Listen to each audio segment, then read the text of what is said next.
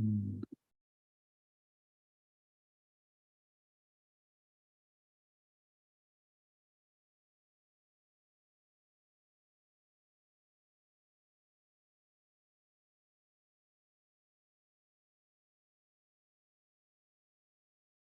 Mm.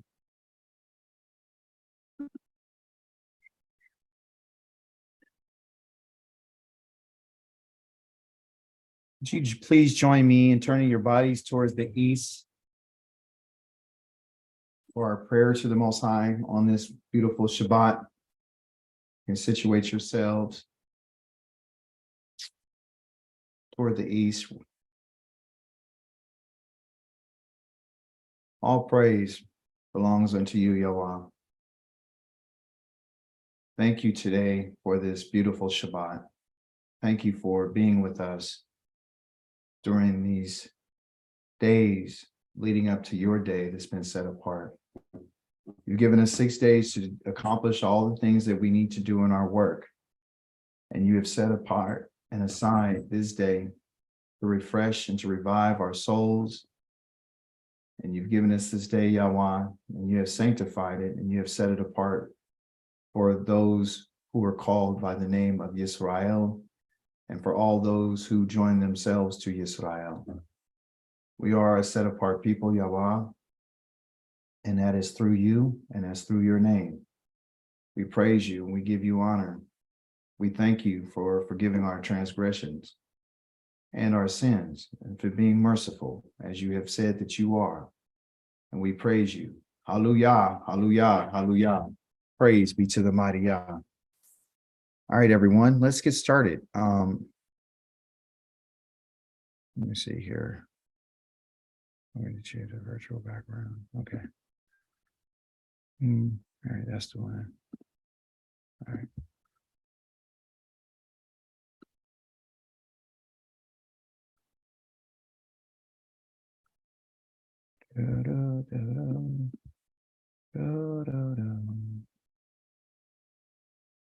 Well, someone's coming in. Thank you. That's Rikwa. Hallelujah.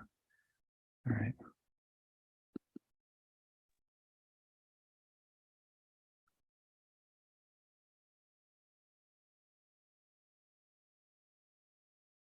All right.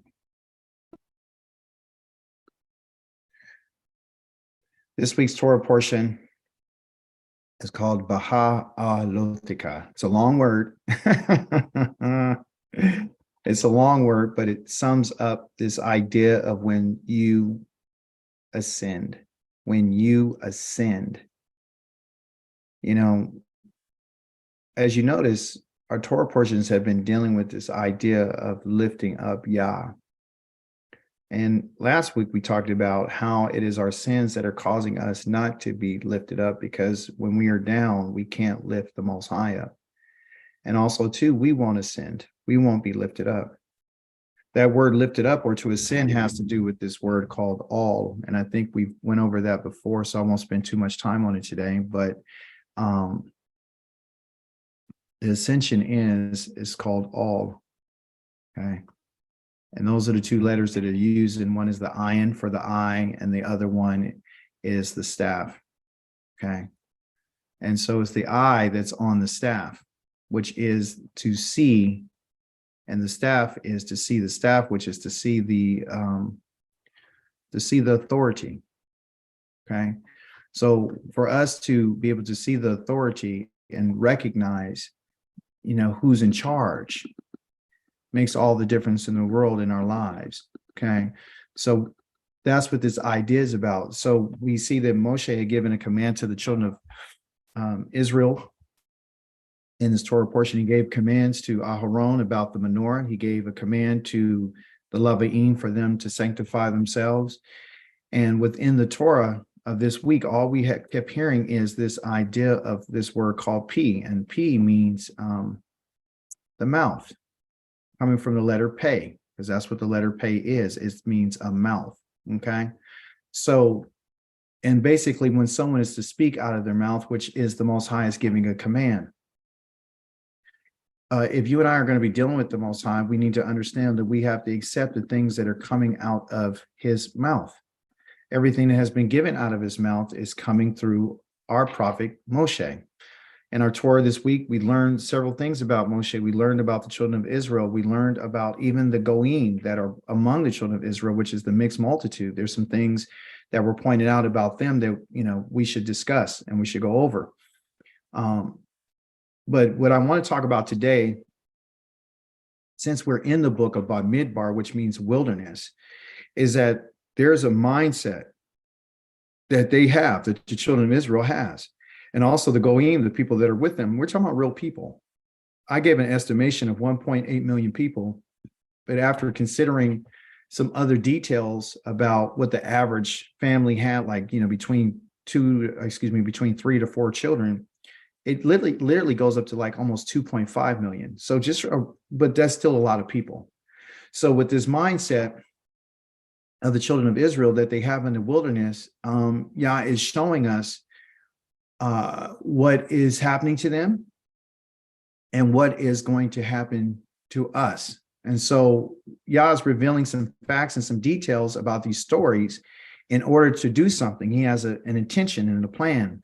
When I first read the Torah, I was like, okay, what am I going to talk about? Because, we already know that, Yehuda's stationed to the east, and we know that Ephraim, Manasseh, and Benjamin are to the west, and we understand who's in the north. We understand who's in the south. We've learned about the families, the Kohanes, the Leviim, the Meraris, the Kohathis, the Gershonis. So where are they stationed, and what are their responsibilities and their duties? So we've been going over those details, and I've been asking the Most High, like, okay, well, what do you want me to talk about? Because it's kind of hard for us to try to relate to something that happened literally thousands of years ago. So this is why a lot of people is not interested in the Torah, because they don't find a way for it to apply to their lives. So the only way that one is able to find out how the Torah applies to their lives is through careful study of the language and the culture. Okay, the Most High is showing us the wilderness mindset. Okay, so this is always going to be about our mindset. We find their mindset in the beginning of chapter number 11. It says the people took to complaining bitterly before Yahweh. And Yahweh heard, and he was incensed. A fire of Yahweh broke out against them, ravaging the outskirts of the camp. This idea of complaining is a big part of when you ascend, okay? So again, just like sin is trying to keep you down, there's this aspect of what we say that can keep us down too, which is complaining. This is what these people were doing. So there's some complaints that are going on. There's some complaints with the people of Israel. There's some complaints with the nations who joined themselves to them. There's some complaints with Aharon and his sister Miriam, which you found in chapter number 12. There's some complaints that Moshe has. So this whole Torah portion is about complaining. And so why are they complaining? Well, we found out that the children of Israel are making some complaints. And that word complain, I looked it up, is called anan. You say, well, Dawid, why do you keep going over the Hebrew language? Well, because you're a Hebrew people, right? And you have to understand how things are being said. In English, you're not going to find out, because it's an abstract language. It's not going to deal with your 5 senses. It's not going to deal with your eyes, your ears, your mouth, your nose, your taste, your touch. It's not going to deal with those things, because it could mean anything to you. So complaining could be, whatever you think it is. But I want to show you where complaints start from, and agriculturally how it's connected to the earth, and also how it's connected to you. Okay. So the Hebrew word for complaint is called anan. Anan. And anan, of course, is the first letter of that word is the aleph. And the aleph means an ox. So it has this idea of strength. Okay. That's what it is.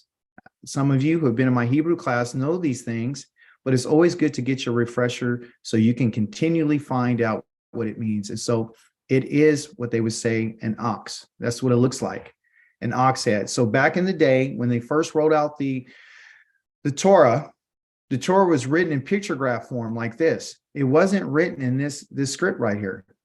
Okay, this letter just represents this ox. And so I don't know if you see it, but this right here, these little things here can be its horns.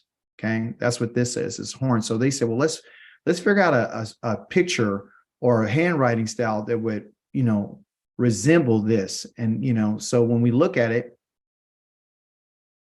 the ox is like this, and then there's his horns. So they said, well, let's change it into this. So this right here literally means an ox. Okay. It means an ox, and it represents strength. Okay. So it does have a concrete meaning, and then it also has an abstract meaning. Okay. So strength. So the strength is part of your complaint, because that's part of the word anon. The next letter is called the noon. You would pronounce this word as N-O-O-N. Okay, so that's how you say it, but it's spelled that way. Okay, and that is the name of this letter. Okay, and also has the same sound that gives off a sound, and the sound for that is N, as in no. No. Okay. It's a little Hebrew for you. Okay. So far, and then, so far, we understand that it's the strength of the what? It's the strength of the seed. Because the word or the letter noon means seed. And that seed can either be in plants, it could be a seed of an animal, and it could be a seed of a man. So now you can see that this letter has great significance. If I asked you what it meant in English, what does the letter N mean in English, you wouldn't be able to say a seed. You just say, I don't know, just an N. You wouldn't understand how it's connected to plants and animals and humankind. Okay. So, looking at this agriculturally, the Most High is letting us know that there's a seed, okay, that's inside of a plant, an animal, and a man. And he's not just talking, listen, he's not just talking about, what they would say semen, or, the man seed for us, and sperm. He's not talking just about that. Okay. The seed for us also too in humankind could be one's thoughts. Okay. Why do you say that? I say that because you have a term in the Hebrew called a navi. Okay. It is really N-A-B-I, a nabi. Somebody tell me what a nabi is. What's a nabi? Priest? No. You're close. You're close. Prophet. It's a prophet. Praise the mighty Yah. Okay. So the first letter is this N, which is this noon. Okay. So what a prophet is someone who holds a seed. Okay. If you look at the actual name of the prophet, called a Navi, N-A-B-I, in Hebrew, it'll be a noon. Okay. And then it would be a bet. And then it would be a yod. Okay. So the noon right here means a seed. And this right here means inside, because like a tent. So what a prophet is someone who's holding a seed inside. Okay. So what they do is they'll take the word of Yah and they would speak something. And then when they speak it, is as if they're planting a seed. So what we're seeing is, when a prophet would say something, it was like they were planting a seed. And when they said something, did it automatically happen right then? Or was there a certain amount of time? There has to be something. It varied. Yeah, it varied. Yeah. So some seed, so here, I'm glad you said that, Azanya. Praise the mighty Yah. So the seed, this is why I love when we interact with one another. When some seeds, I want to talk to a farmer. All right. So Jeannie, you're a farmer. There are some seeds that grow faster than others, correct? Or is there some things that go through a maturation faster than others, or development?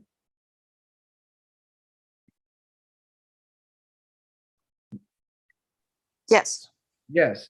Dr. Uriah has, he plants, so you have seasons. So does everything grow at the same time?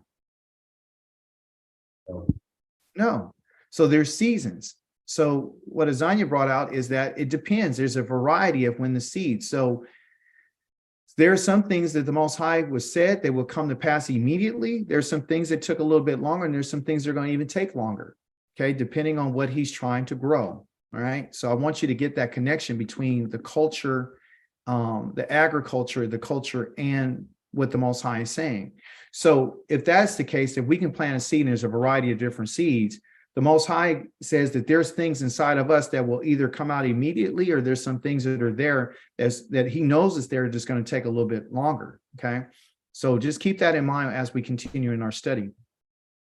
That letter Nun has this idea, this abstract thought of continuing. So it means the seed continues. Okay. That's why it's connected to, different names like, the Bane, a Bane is a sun, it's the Bet and then a Nun, right?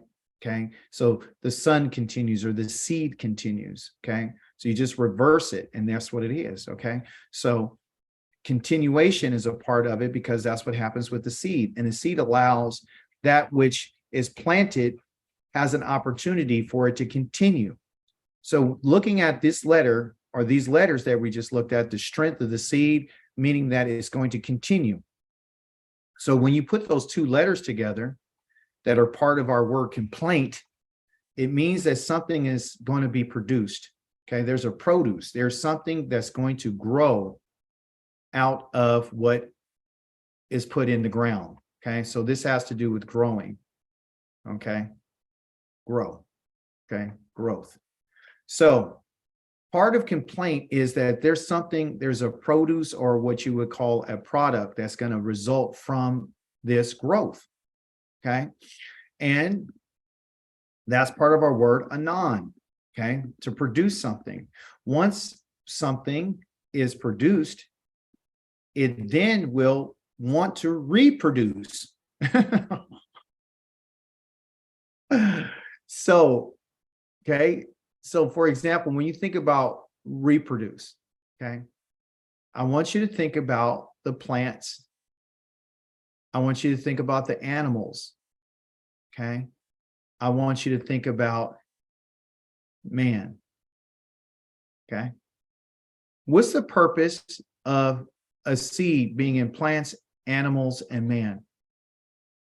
What's the purpose? What are they created for? What command did the Most High give to everything? To continue. Yes, I want you to continue. But I told you to be what? I told you to be fruitful, right? And what? Multiply. And multiply. Okay. So I want you to be fruitful, and I want you to multiply. And what I'm telling you is you're going to have to reproduce the seed. The plants are going to have to reproduce. Otherwise, if they don't reproduce, we're not going to have any food. If the animals don't reproduce, they're not going to have any, little offspring, and they're not going to be able to work within this ecosystem. And if man doesn't reproduce, there won't be any continuation. Okay. So this is found in our word complaint. So what is the Most High telling us about complaining so far? What is he saying? He's telling us that even with a complaint will multiply. A complaint can be very fruitful. Okay, we look at the positive aspect of fruitful, but it also can have a negative. If you got something that's not good and it keeps multiplying, it keeps reproducing itself. So this is the reason why he's on them, and he's angry because of their complaints. Because it's just going to keep multiplying and multiplying and multiplying and multiplying. It doesn't go away. Okay. Also, the idea of this complaint is reproduction. Okay, or you're reproducing the same. You can reproduce something that's positive. You can reproduce something that's negative. Okay. So what he's saying is these complaints are just being reproduced all the time. And the reason why is because the purpose of a complaint is for this idea of searching. So when someone's complaining, they're literally searching. Now, when I think about search, you think about an animal and you think about a man. Their goal is to do what? Their goal is to reproduce. reproduce. So what do they have to do? They have to go on a search and they have to go on a hunt to go find somewhere to go plant their what? Somebody talk to me. Their seed. That's what they're hunting for. That's what they're looking for, to plant their seed. Because that's something that Yah gave to these creatures. Okay? I know you might not like what I'm about to tell you, but it's the truth. Okay? You and I are creations. And because we're creations, we're creatures. We're creatures. You understand? That whole, the spirit of the Most High and the life of the Most High contained in our being. Okay? But by definition, we're creatures. Okay, the only difference between a man and an animal is that the animal doesn't behold the image of the Most High. He doesn't have he doesn't have the ability to make decisions. Animals are usually operating out of instinct. Okay, so they're on autopilot. Okay, they're not being, well, you don't see two lions sitting around having a conversation about, their marriage. They might get into a tussle with each other, but it's not because that they're having a conversation. They're just based on instinct and dominance. Okay, humankind is different. When I talk about man, I'm not just talking about a male. I'm talking about male and female. Okay, so we have this ability, and also too, in the search, women are also looking too to find what? What is a woman looking for? Let me ask my wife. What is a woman looking for in a man? She ain't gonna tell you. She's looking for if that man has any strength. It doesn't have to be in his muscles, but it has to be in his character. Nobody's looking for the weakest person they can find in order to mate with. You have to see some qualities that you're looking for.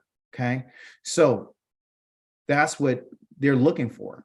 Okay, so in this idea of, I have to explain these things so you can really understand what a complaint is.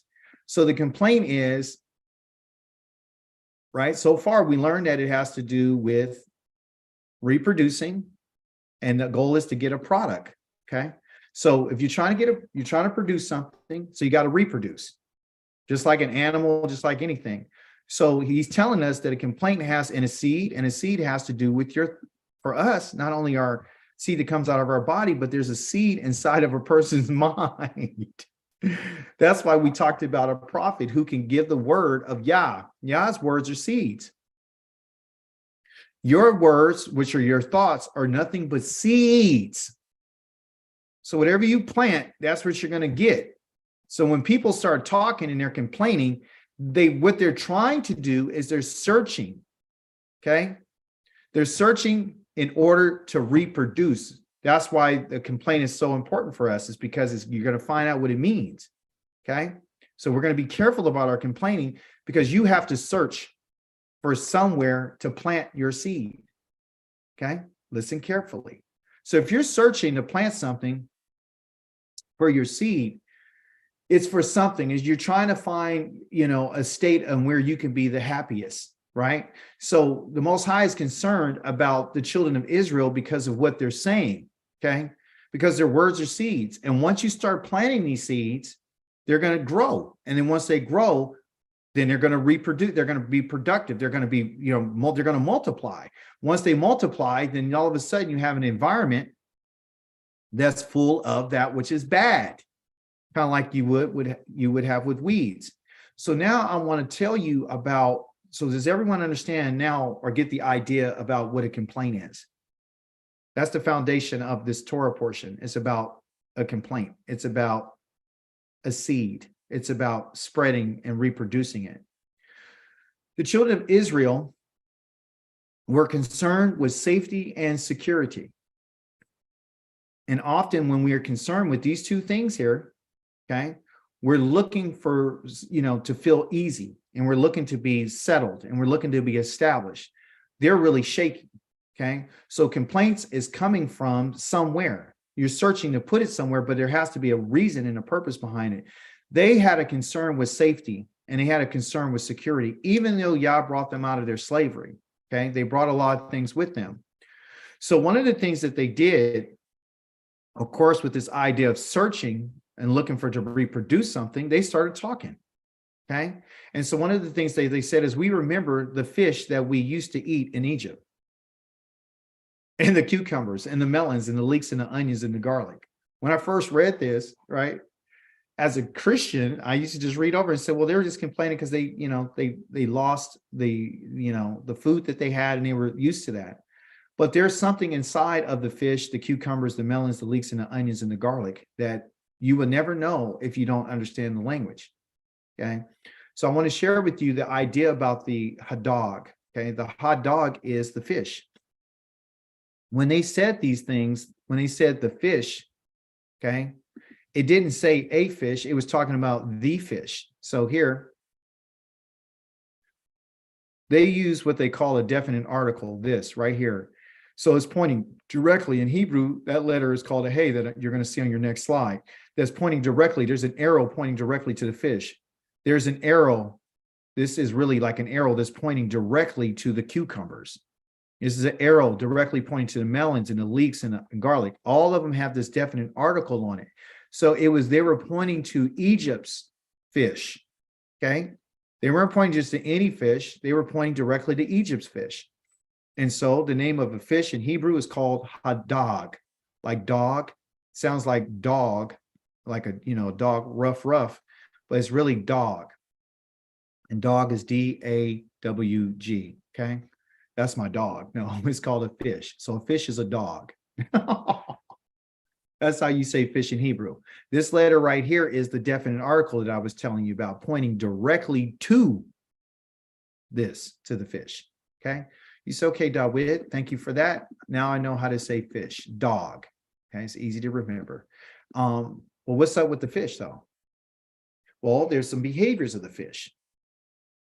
So the Most High writes everything in the Torah for us so we can investigate it, so we can find out what he's talking about, okay? Because Yah is sharing with us what they said. This is the beauty of the Torah. Yah is giving us insight to what our ancestors said, and he's letting us know why they said what they said. So the fish has this idea of darting around.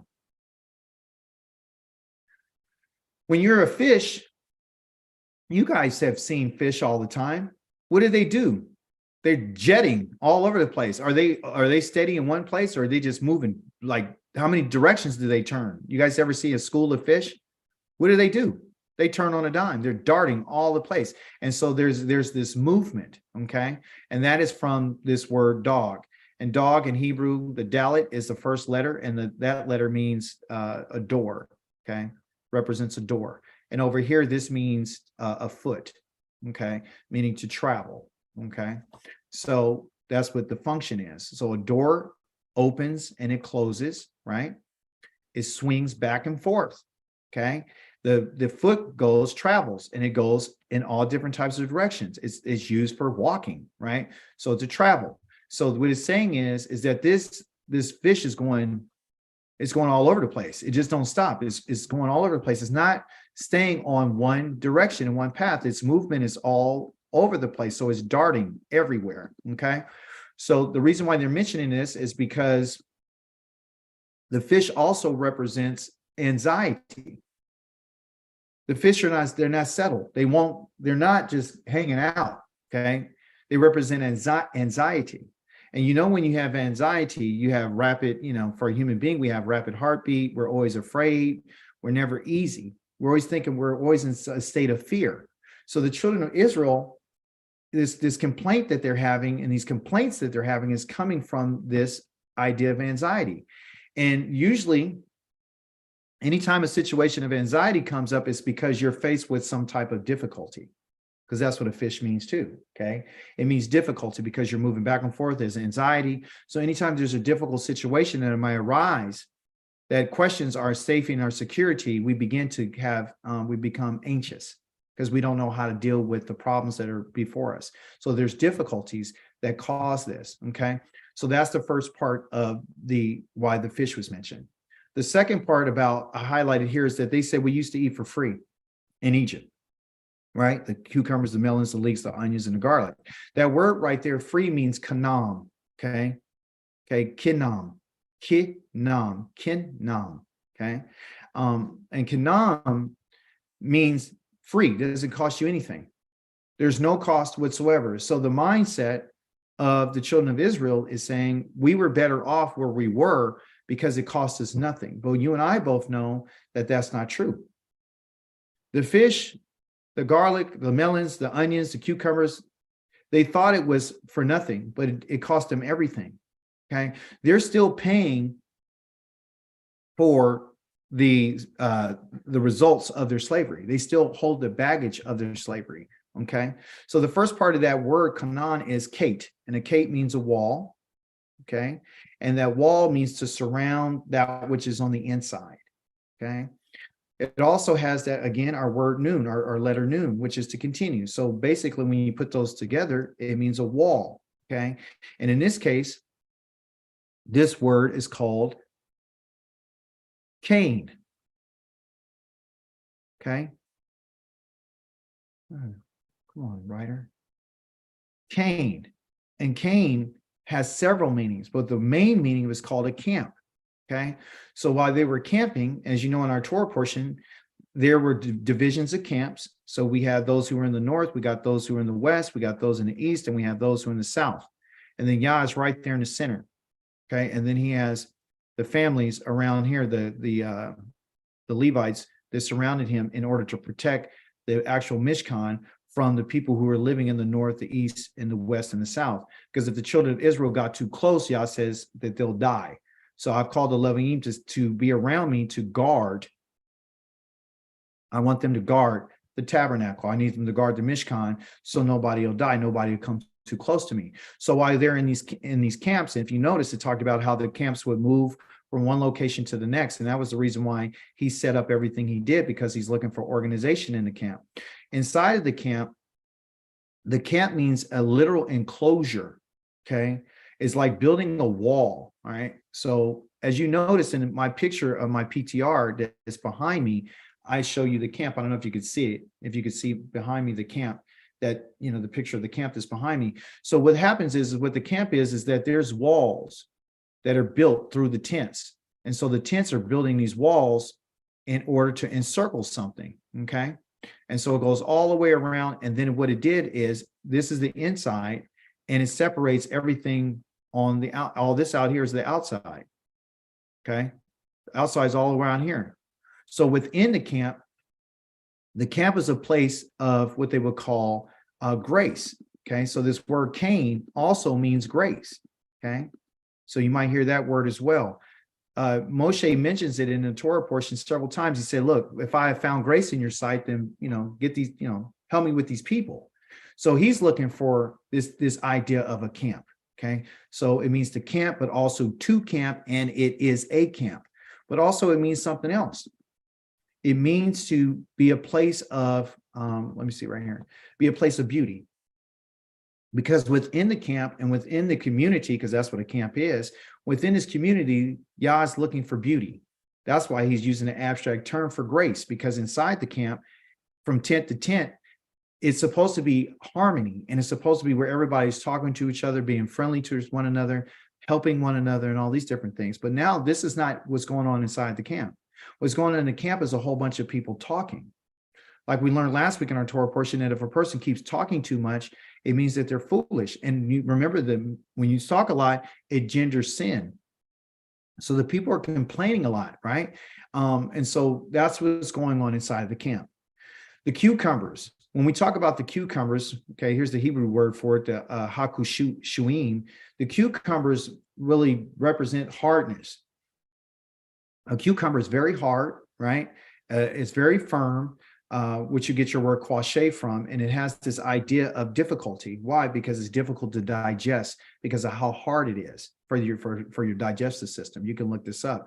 Cucumbers are a little bit hard to digest because of how hard they are. Okay, not the fleshy part on the inside, but the actual outside of it is very difficult for digestion. Okay, so again, these are the ideas that surround what's going on in the camp. Okay, the stubbornness. Remember, the Most High told the children of Israel that you have a quashe neck. This is a stiff-necked people. So when he says you have a stiff neck, he's literally telling them you're like a cucumber, or you're like an animal that won't be turned. So this idea of difficulty, they're being very difficult and they're being very stubborn. So the people of Israel are enjoying these things. This is what they like. So what they like is, according to the fish, they feel, they think it's just regular fish. No, the ideas of anxiety when they were in their captivity, they were very, anxious people.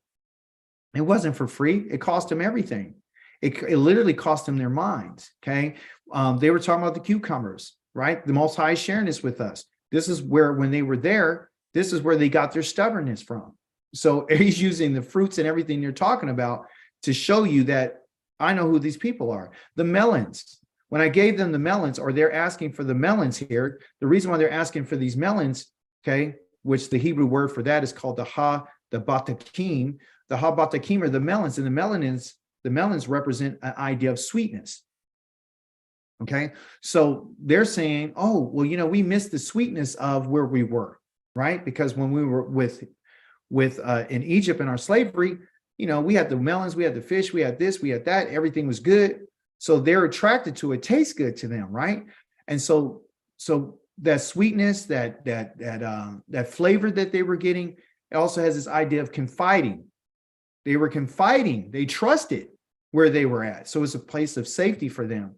So when they were having this, they felt like they were very secure. That's the reason why they're mentioning these fruits and these vegetables, okay?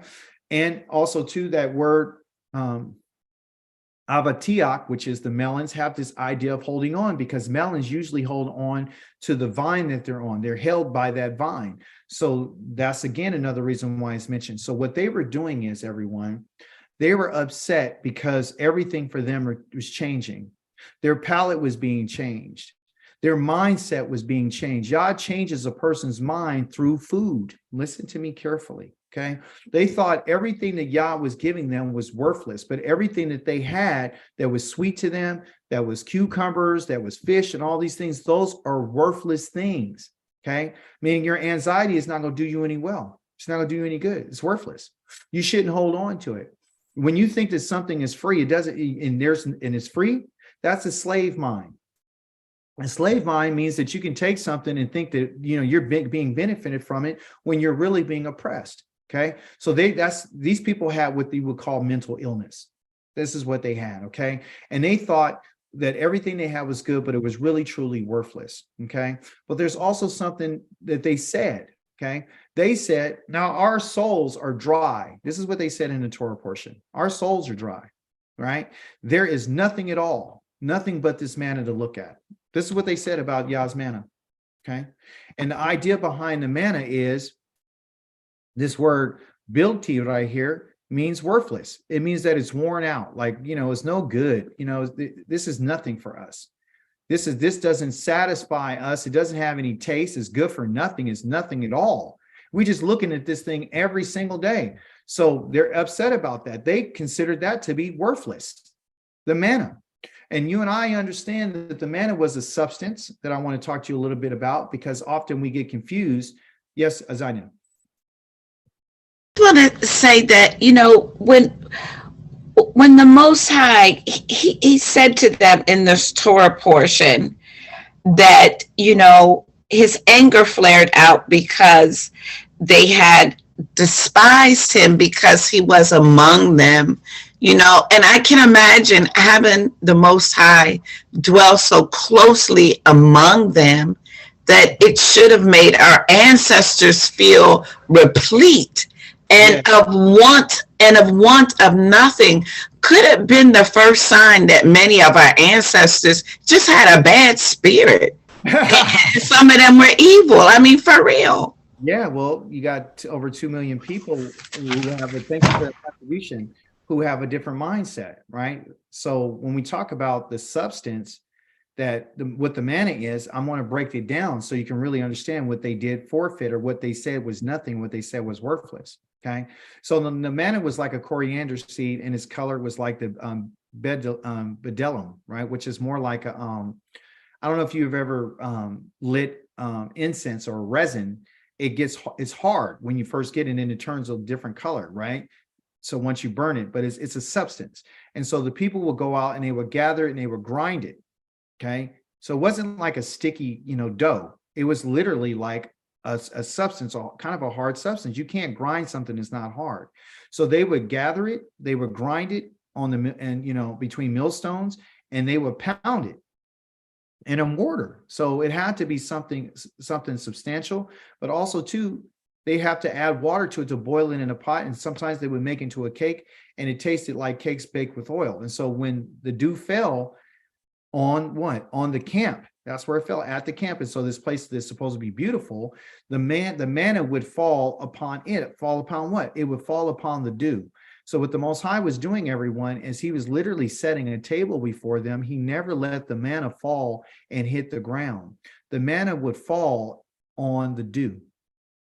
Yah will protect the manna by letting it fall on the dew. All right. So what it was, he was literally putting something underneath it so it wouldn't hit the dirt. They weren't getting the manna out of the dirt. They were getting it off of the top of the dew. It was sitting up on top of it. Okay. And so I highlighted these words here to give us an understanding of what they had to do. The Most High may give them the manna, right? But it's their job to gather. It's their job to grind. They can pound it if they want. They can gather it if they need to gather. They can boil it if they want, and they can bake it, okay, into cakes. So what it tells us is that this in particular substance has a certain form to it, but it's able to be used in several different ways. And the ways that you can use it is the way that you choose to use it. Okay, so there is some variety in preparation for it, but also it also tells us that there's a work that needs to be done on it in order for it to work. In order for us to get it the way it needs to be, you have to take the time after gathering it, and you have to do your part of grinding, pound, or boil, or bake. Okay, that's what you can do with it. So it was a substance, right? So it wasn't like a gooey substance. It wasn't something they just took and just put it in their mouth. It was something that they had to be, something had to be put on it, right? There has to be some type of preparation. Now, keep in mind that the reason for the manna, it not only has a substance, but it also had structure. It was a purpose for giving them the manna. The manna was to bring some structure. So in the wilderness, because that's where we are. Let's remember, we're in the wilderness. The whole community of Israel grumbled against Moshe and Aharon. This is in Shemot chapter number 16. So the first time of their complaints is not in Numbers chapter number 11. The first time of them complaining is in Exodus or Shemot. For those who don't know what what Shemot is Exodus.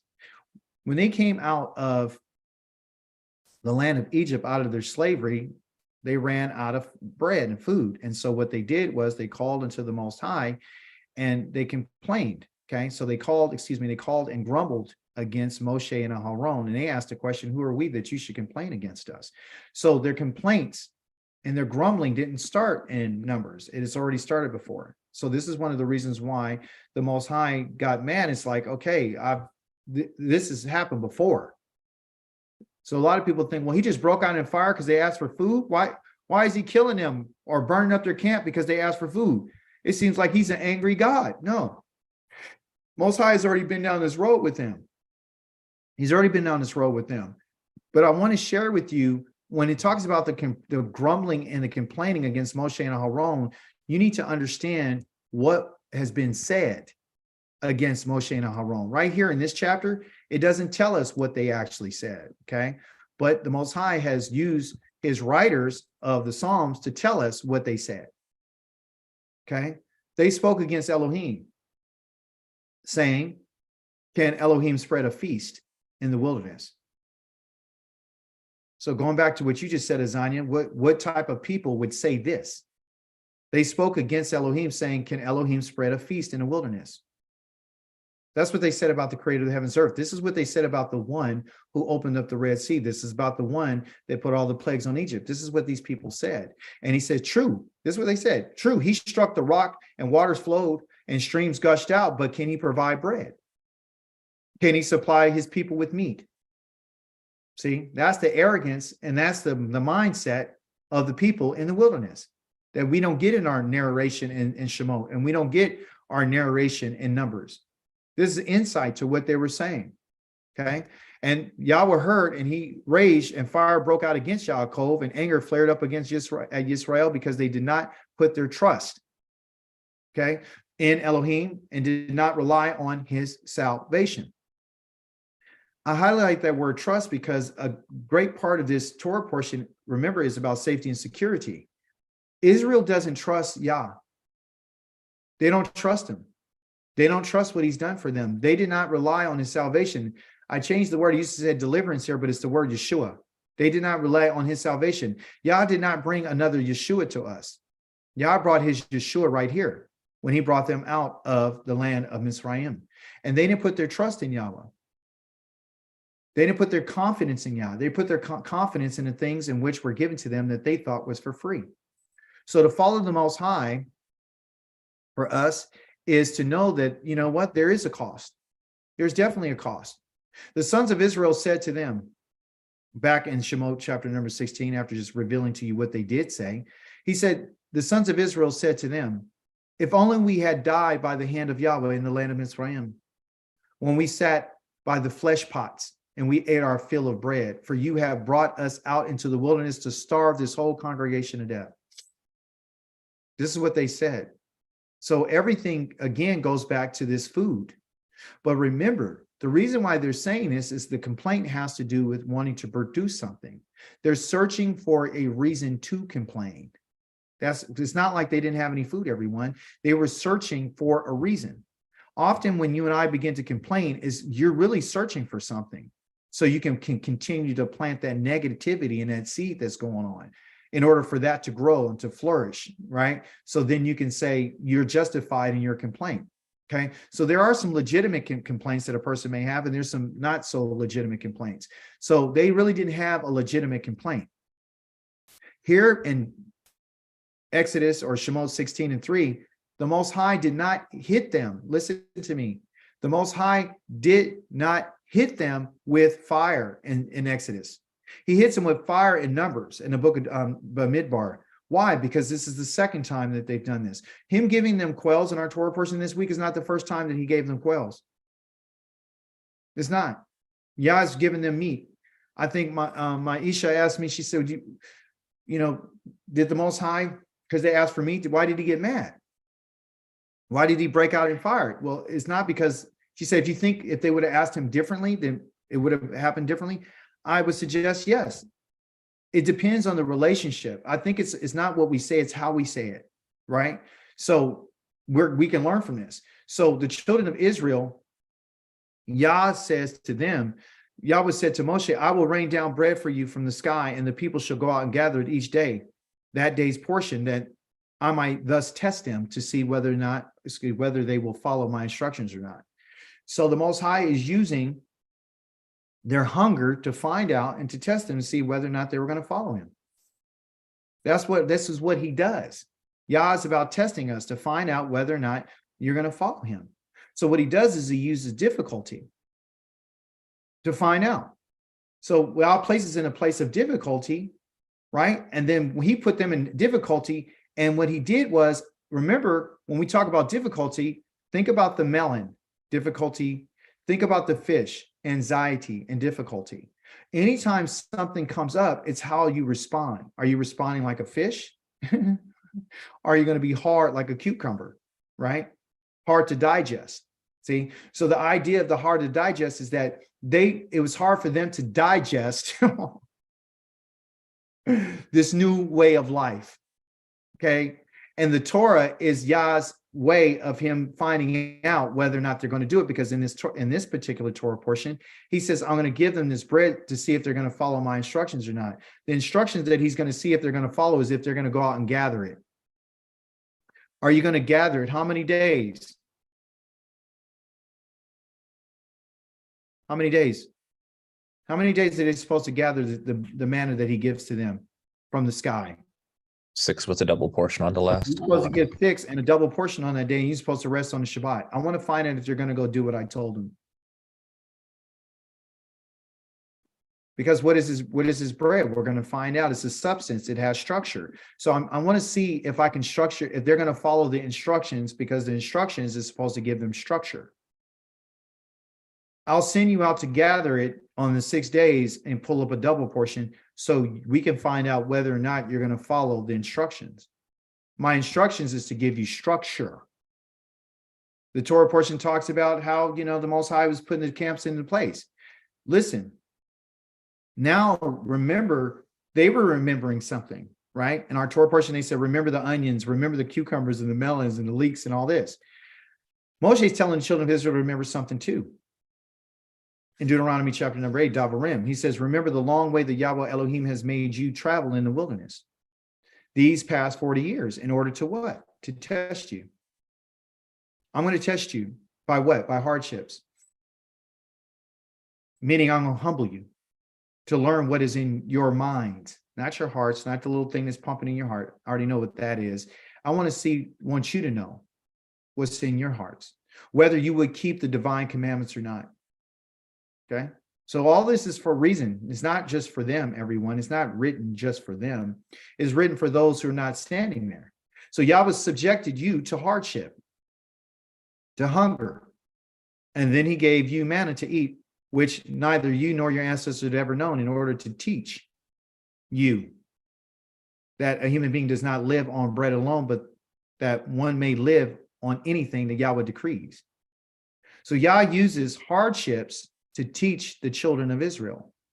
The Most High is going to use hardships to teach you and I about him. So what is he saying? I want you to understand while you are in exile. I want you to understand that I've chosen what hardships you need in order to teach you. Obviously, when I say something, you just can't do it. So the best way to get anybody's attention is to bring them to the place of hardships. So Yah's intention is to teach us, and he's only going to teach us through hardship. And the reason why he's teaching us through hardship is because of the hardness of what? Of our souls. Okay? It's the hardness of our souls, the hardness of our being, the hardness of our mind, the hardness of our thoughts. We're stubborn. So the only way that you can get someone's attention is through hardships. We don't want this because we like the fish, we like the flesh pots, we like the melons, the garlics, and the onions, and we really believe that there's no cost. There's no cost to it. There is a cost. It's going to cost you literally everything. The Most High is letting us know that I don't want to hear your complaints. I don't want to hear your complaints. I don't have a slide for it. He says, why are you complaining? Because of your bruise. Why are you whining and complaining? What Moshe was dealing with was a whole bunch of crybabies. That's what he was dealing with. Okay? Because they would rather complain and not getting anything done. Instead of crying out and complaining all the time, maybe we should give Yah praise. Maybe they should have been thankful, Azania, as you've indicated. Instead of them being unthankful, right? Maybe they didn't understand that was their test. Okay? You and I are in a test. And I'm not talking about a test in an emergency broadcast system like you saw on the TV when you were little, for those of you who saw that. Complaints are part of life. They can either be legitimate or they can be, there's no basis for it, okay? Moshe heard the people weeping, every clan, which is every family, at the entrance of each tent. Yahweh was very angry and Moshe was distressed. So now you can see that he's distressed. He's feeling it now, okay? This word distress means that he's felt some raw. He thought what they were doing was evil. And it was because evil has to do with misery. So he was feeling the evil that they were doing, and he was very miserable about it. He was feeling their misery. Okay. And when we talk about the amount of people that were doing this, it said every clan, every family. So how would you like to be hearing over 2 million people crying? I don't know if you guys have ever been to a daycare or a child care center, and then one baby starts to cry and then everybody else starts to cry. Every other baby cries. Have you guys ever noticed that? One baby will start crying, then all the other babies will start crying. One kid started acting crazy, then all of them else started acting crazy. And they said, well, it's time for you to get this one out of here because they're disrupting the class. So Moshe is dealing with a whole bunch of babies. Not only is the people of Israel crying, but the nations that are around them are crying. By the way, when the Most High gave the 10 commandments or the 10 words, at Mount Sinai, the Goyim were sitting back in their tents. Moshe gathered to tell the children of Israel that you need to prepare and to come to see Most High because he's making a covenant with you. The Goyim were not there. There's no representative of the Goyim, the nations who were with them. They're not there. When the Most High gave his commandments and his ordinances and all that, he didn't give it to the nations. He didn't give it to the mixed multitude. He didn't give it to them. When he set up the Leviim, they're not part of it. When he chose the priesthood, they're not part of it. When he chose where they should be situated, they weren't part of it. They lived among the tents of Judah, Issachar, Zebulun, Reuven, Shimon, Gad, Naphtali, Dan, Asher, Ephraim, Benjamin, Manasseh. They lived among them. But when it comes to the laws, the statutes, and the commandments, and the covenant of the Most High, and the orders and the instructions that are given are directly given to the children of Israel. The Most High didn't say, go speak to the children of Israel and the mixed multitude. I'm only talking to the sons of Israel. So when the Goyim went crazy and started, craving and wanted to go back and wanted to, they're the ones who put these ideas and started getting it going. Most High didn't kill the children of Israel and destroy them because of these people were there watching. They were there watching. Not only the nations that were surrounding them, but they were there watching too. But they're the ones who instigated it, along with the children of Israel. You understand? So that's what was going on. Just wanted to make that point. So you can understand when the Most High says that every clan, every family that was at his tent crying, okay? They're talking about the children of Israel, okay? Moses said this in his complaint. I cannot carry all this people by myself, for it is too much for me. If you would deal thus with me, kill me rather. If I have found grace, that word grace right there is that word that you and I went over earlier called Cain, which is the ket, which is the wall, and the seed right here. The wall seed, which is the wall continues, which talks about the camp. So I want to be in your camp. And I want that camp to be beautiful. I want that camp to be peaceful. I want that camp to be gracious. I want that camp to be merciful. If I'm dwelling among you, this is what Moshe is saying, I would rather for you to kill me. If I can't be in a place of a camp and a place of security, and I can't be in a place of safety without all this complaining, I would rather for you to kill me. If I found pain in your eyes, does Yah have eyes? No. Yah is not a physical human being. He's talking about if I saw in your sight. Yah sees everything. Then he says, let me see no more of my wretchedness. So I found this to be very interesting. I believe the Most High wanted me to include it because I want you to know something. Moshe was a great leader. And what he recognized was this. He recognized that I cannot carry all these people by myself. I can't do it.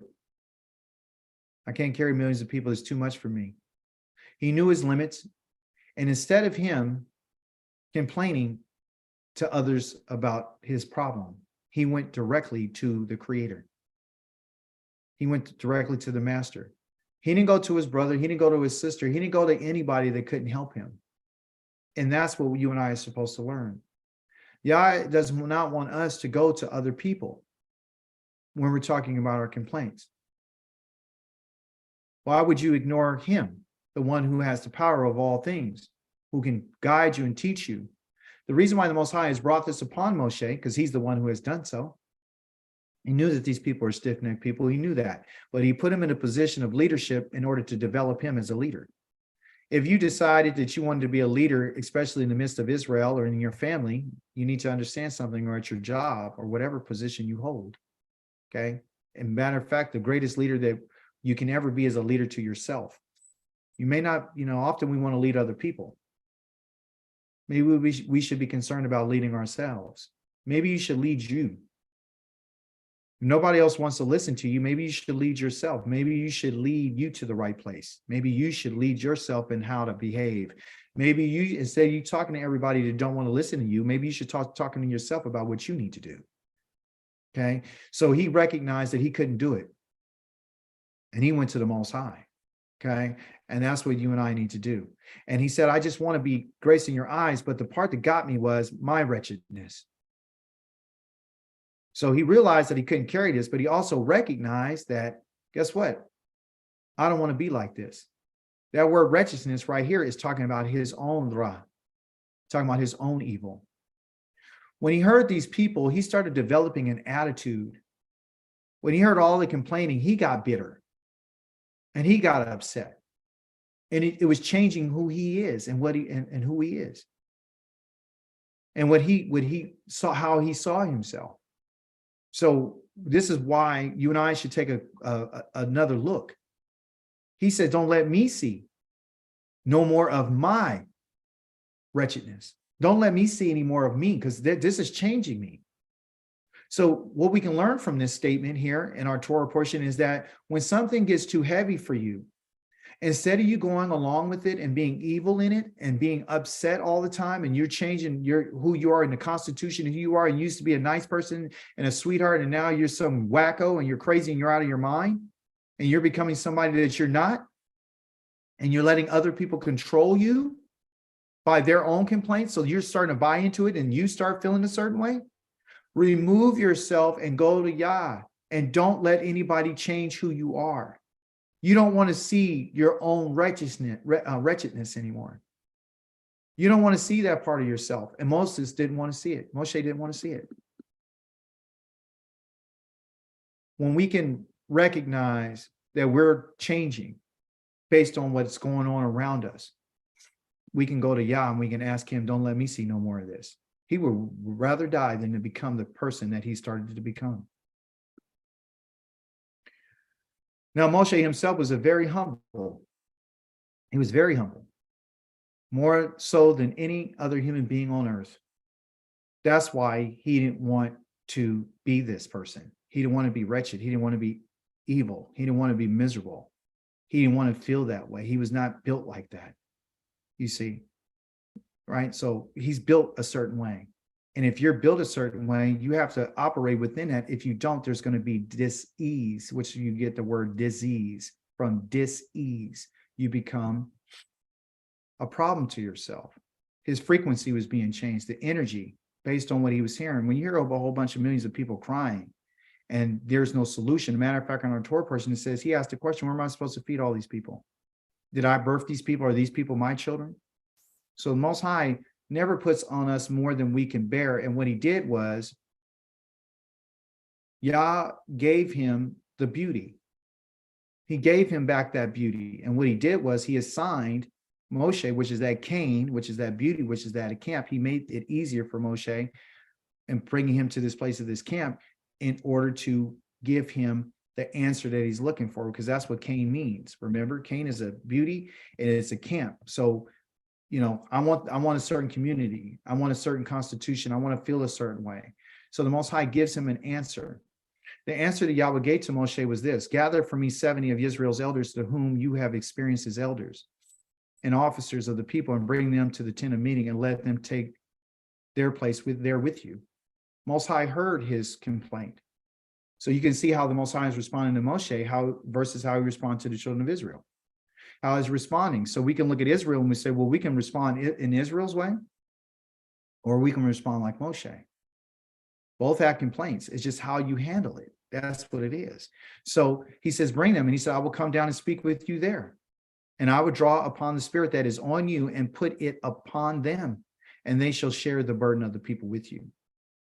And you shall not bear it alone.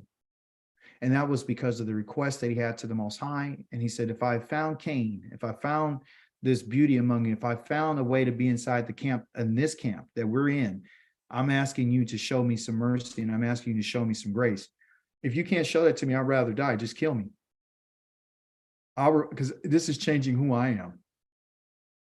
What I found to be interesting is that Even though Moshe had the spirit, he had a 100% spirit of Yah. Because Yah said, I will draw upon the spirit that is on you. So Yah took some of what was given to Moshe and he transferred some of it upon them. Okay, the 70 elders. Right, so they can share the burden with the people, other people with you. Right. So I thought, well, okay, so he has the spirit of the Most High upon him. But even though he has the spirit of the Most High, he still has a complaint. He still has concerns.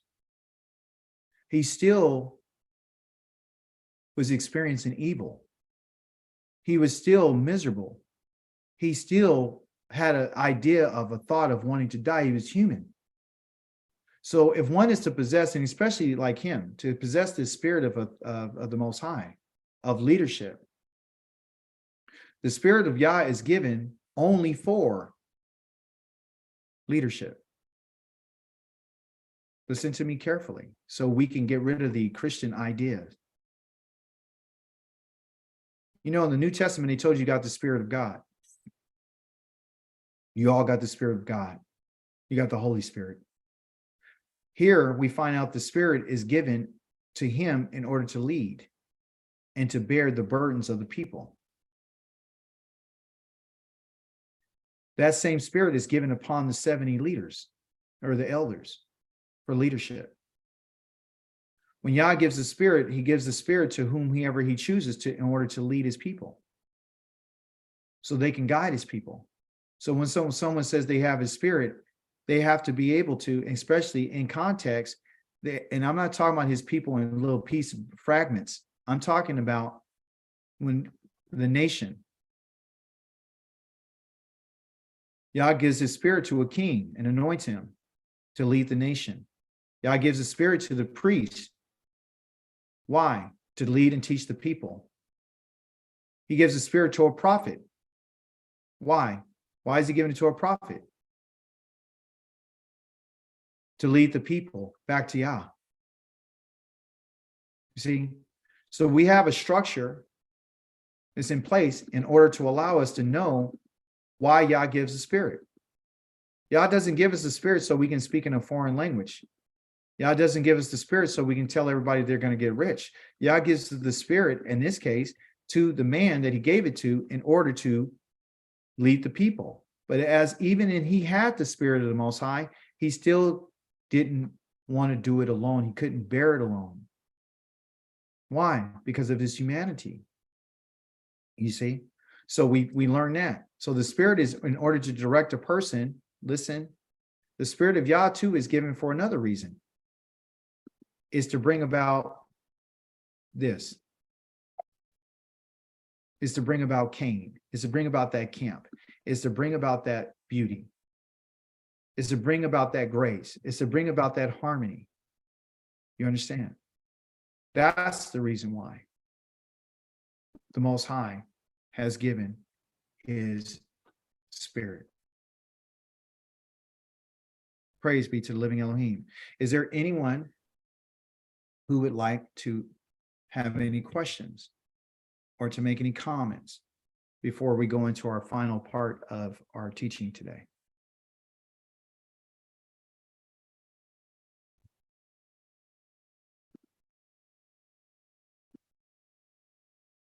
I knew that was a quick lesson, but I think it was pretty substantial. Praise the mighty Yah. I did have one thing that he could. Okay.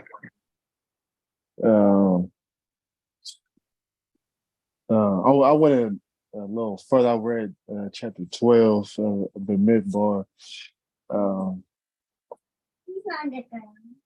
What's that?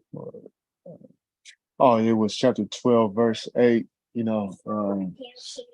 I speak with him mouth to mouth, talking about Moshe. I speak with him mouth to mouth and plainly, not in riddles.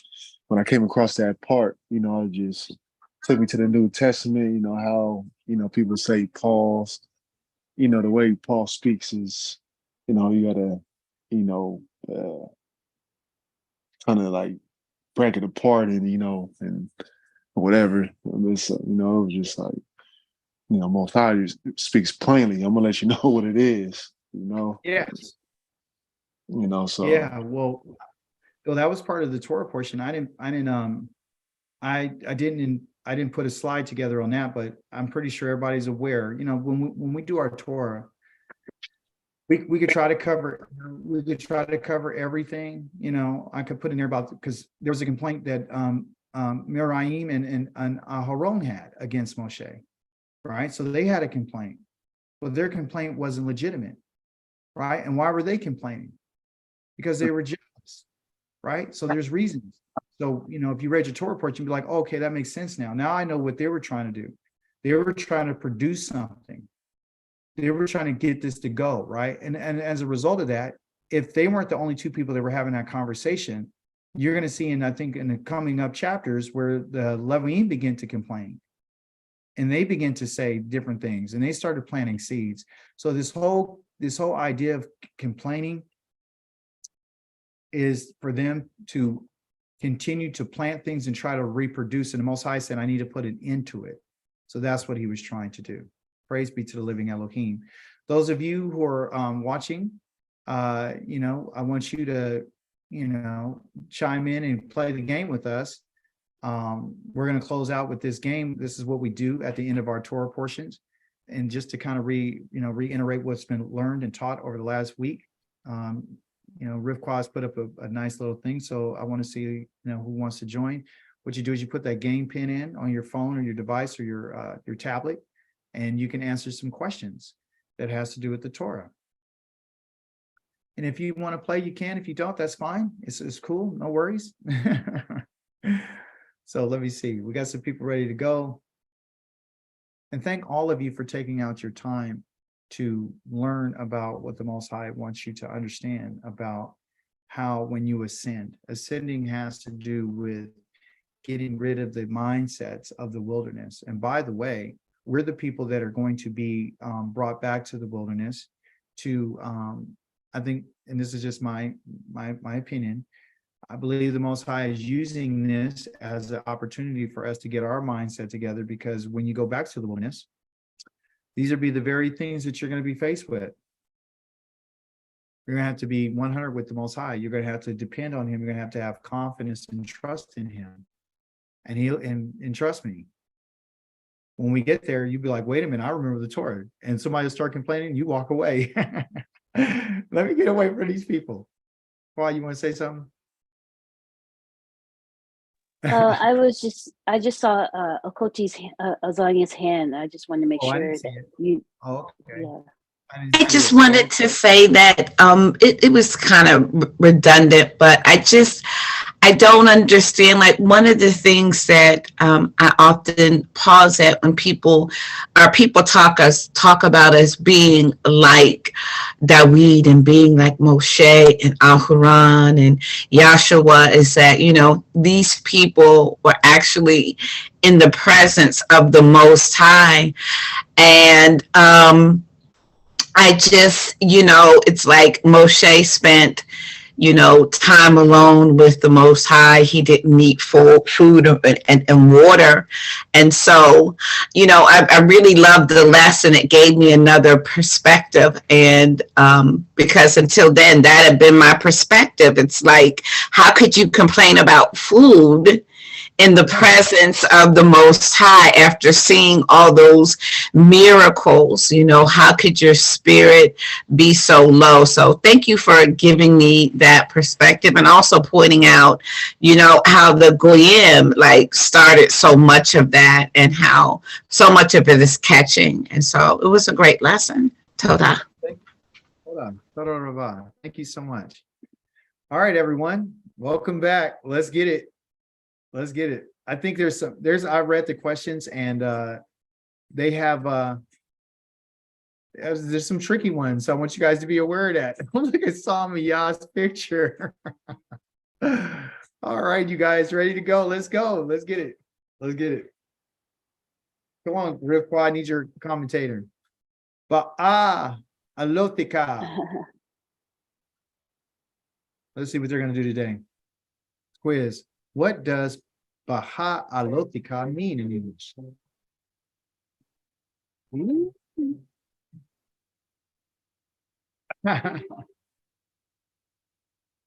Oh, yeah.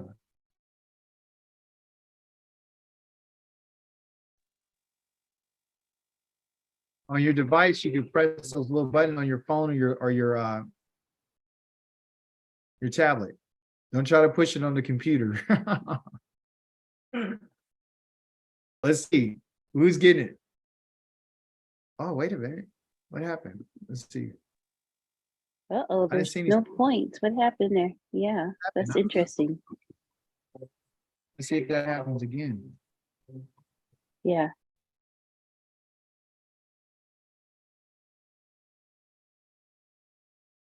Hopefully there's no problem with it, huh?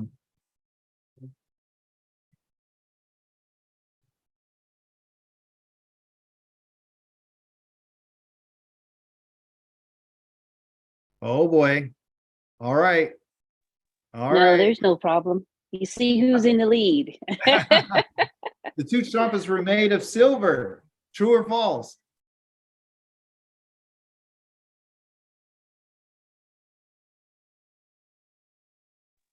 By the way, Moshe made those trumpets.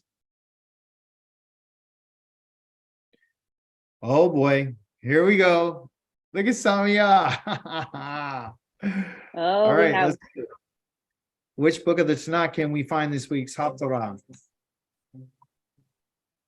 this one was tricky.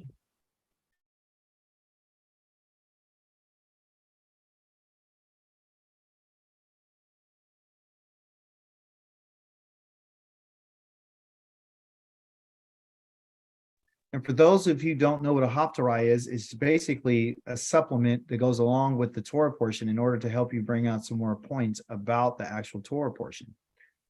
It's really good. Look at Pam, she's on fire. Woo! Yes. Fingers are moving Ooh. today. Lucas is coming up strong and Samiyah's She knows what she's right dealing behind with. him.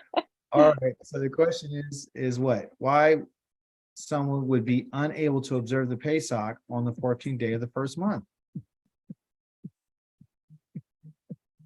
Wow. That was tough. Wow. It's a variety of little quick answers. You didn't make this easy, did you? Oh my goodness. One answer is you above see all answers, though. Right. One answer is above all answers. I like that. Choose the best possible answer. When would they observe Pesach as an alternative?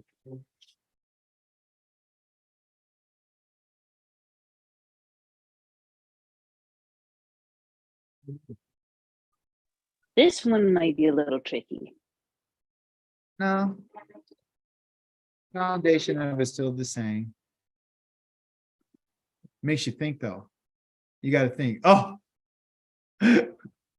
oh my goodness. Samiyah has the fire. That means she had three.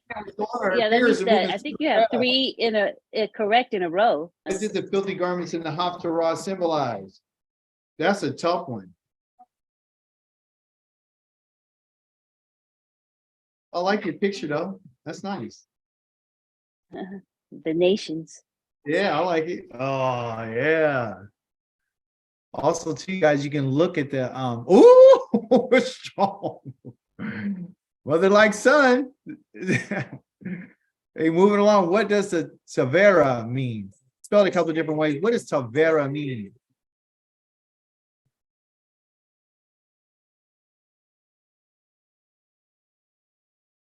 Yeah, I like your Middle Eastern music. That's bomb. That's nice. Uh-oh. Thank you. Oh boy, this is getting good. Strong boom. We have. What happened to Tavera? Girl, you gonna put up a picture like that? Yeah, it's gonna break the DNA cells.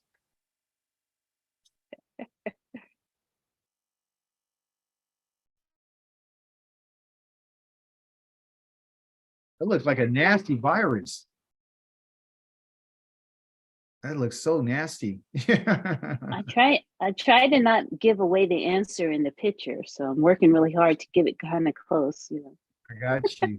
All right, here we go. 10 and 12.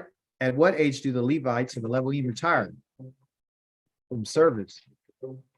You talking about a retirement package? They got the best retirement I've ever seen. Ain't Cal Pers. Look at the Zacchane's beard. Yeah. Sawquane. Oh boy. Exactly. Is that a scroll with that helmet? She's killing me with that. How long did Elohim say he would send flesh to the Israelites? For how long? This girl will put up a stake up on here. Big old piece of meat.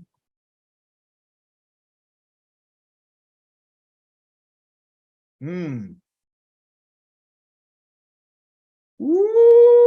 It's kind of hard to come back, ain't it? Let's see. Oh no, there's no Hebrew class today. By the way, our Hebrew class will begin in the month of July. I thought I'd give you guys a break to give your brain a break, because when we come back, we got an exciting teaching coming. So it's going to be really, really nice. You guys are going to really, really like it. The books that you've learned so far have helped you. That's the foundation. Now we're going to get into something that's going to really help you and bring it out. And you'd be like, man, this is great. I already know it, you know? So it's not new information. It's just different. You know what I mean? How was Miriam punished for her disrespect? Talking crazy.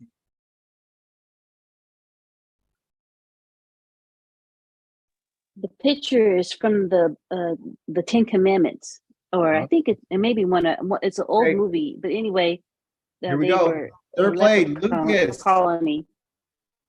Lucas is in third place. Samiyah took second. And our winner Shabbat today, Shabbat Shalom, is Pam. Oh, there you go. Congratulations, everyone. Look at you, ready to come. We go right behind it, running fourth and fifth. Praise the mighty Yah. Just get your fingers sharp, you guys. Stay sharp. Shabbat Shalom, Claudia. Stay sharp, everyone. Praise the mighty Yah. Let's go over our questions right quick, and then I'll let you guys have the rest of your beautiful Shabbat with your families. Let's see here. All right, view summary. How what we usually do? Yeah. All right, so what does Baha Lotika mean in English? 0 correct answers. It means, oh wow, I think you had that wrong. That's wrong. That's why no one got it. Rise to rise. They had 2 answers. Oh, they had 2 answers. So lucky they have 2 answers. Yeah, they had 2 answers. Well, they were probably thinking about when he rose to go light that menorah, but it's really when you rise. Yeah. Okay. Yeah, like, so lucky on that one. Mm-hmm. Okay. Yeah, they had 2 answers. I took the first. You took the light. Okay. Yeah. And that's my fault too, because I reviewed them. I should have caught that. What does Tavera mean? And on Torah portion it means a burning. Burning. Somebody tell me, why did y'all burn them up? Shabbat Shalom, Anthony and Fanta. Shabbat Shalom. Why did y'all burn them up?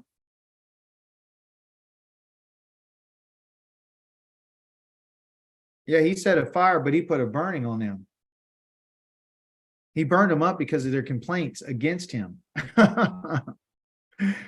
See, we got the information on the conversation that they were having. They had a conversation, everybody, and I shared with us what they were saying. So it wasn't like he just flew off the handle and said, let me burn them up for asking for food. He didn't do that. Next question is, what is Tavera? Okay, it says, what happened at Tavera? Well, what happened at Tavera was Elohim sent a plague of fire for Israel's complaining. So those are the ones that you guys didn't do well on, but awesome job today. Praise the mighty Yah. Hallelujah. Hallelujah. Thank you guys so much today for coming and sharing.